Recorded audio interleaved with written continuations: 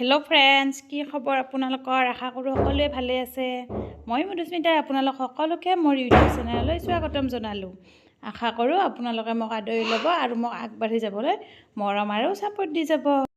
আজি একেবাৰে আলু বাকলি গুচাই গুচাই ভিডিঅ'টো ষ্টাৰ্ট কৰিছোঁ, কাৰণ আজি ভিডিঅ'টোৱে হৈছে আলু পৰঠা বনাম। সেইকাৰণে আপোনালোককো দেখাম কেনেকৈনো বনাওঁ, আৰু গতিকে চাবৰ কাৰণে সম্পূৰ্ণ ভিডিঅ'টো চাই থাকিব। আজি অলপমান বেলেগকৈ বনাম বুলি ভাবিছোঁ আলু পৰঠা, গতিকে সম্পূৰ্ণ ভিডিঅ'টো স্কিপ নকৰাকৈ চাই থাকক আৰু লগতে লাইক, শ্বেয়াৰ আৰু চেনেলটো ছাবস্ক্ৰাইব কৰি দি যাব। গতিকে ব'লকচোন ভিডিঅ'টোৰ মাজলৈ আগবাঢ়োঁ। আলু পৰঠা বনাবৰ কাৰণে মই 3টা আলু লৈ লৈছোঁ। আলুকেইটা ভালদৰে বাকলিখিনি গুচাই লৈছোঁ। লৈ পেলাই আলুকেইটা সৰু সৰুকৈ কাটি কুকাৰত চিটি যাবলৈ দি দিছোঁ, বইল হ'বলৈ।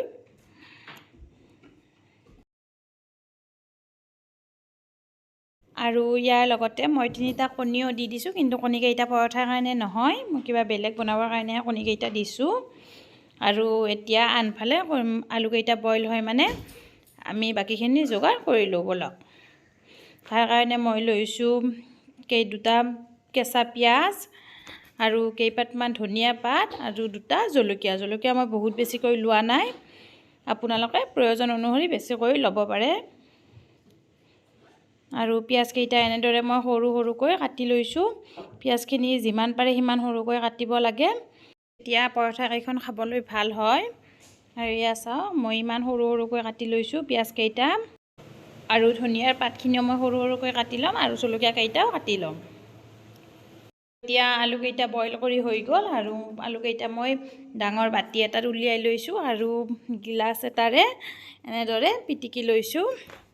গ্লাছেৰে এনেদৰে পিটিকি ল'লে মানে হাতখনতো গৰম নালাগে আৰু বহুত ধুনীয়াকৈ পিটিকা যায়, অলপো গোটা গোটা নাথাকে।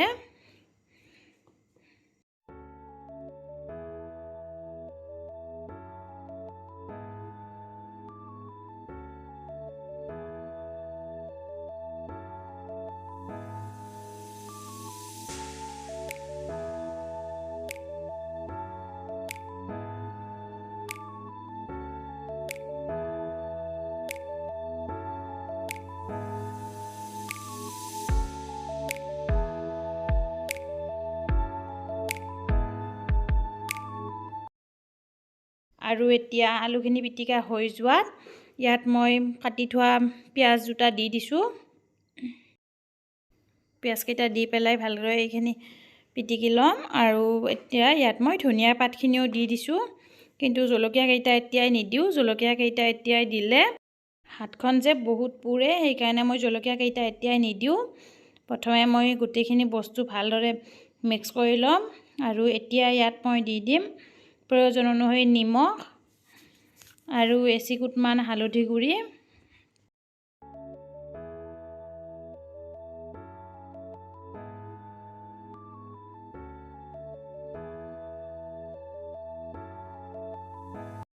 আৰু এচিকুটমান জিৰা পাউডাৰ। এতিয়া এইখিনি ভালদৰে মিক্স কৰি ল'ম।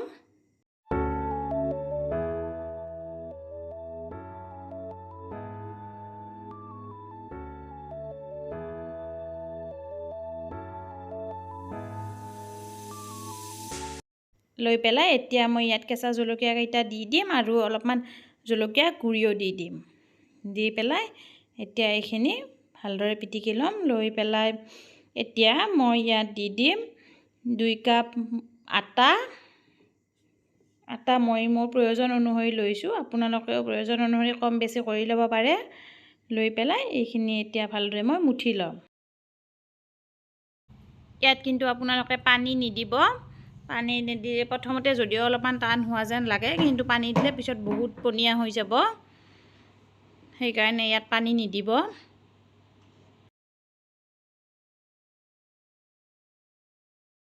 আৰু এয়া এতিয়া বাতিটোত বেছি ঠেক হোৱা যেন লগাত মই এটা ডাঙৰ বলত বস্তুখিনি লৈ ল'লোঁ। লৈ পেলাই এতিয়া এইখিনি ভালদৰে মুঠি ল'ম।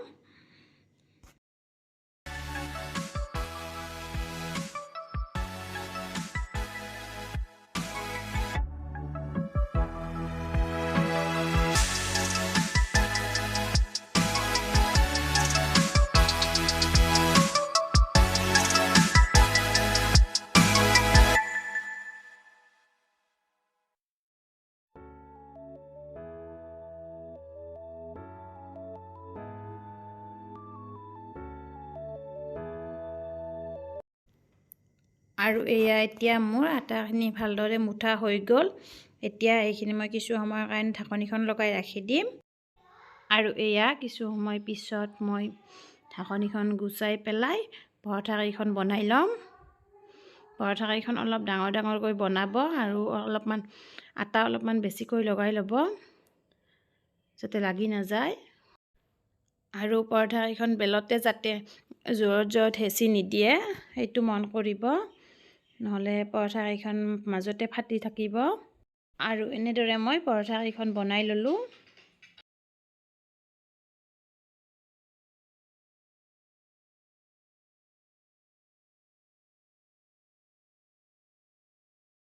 আৰু এতিয়া টাৱা এখন গৰম কৰি লৈ পেলাই মই ইয়াত এখন পৰঠা দি দিছোঁ। দি প্ৰথমে মই ইয়াত তেল বা ৰিফাইন একো নিদিওঁ,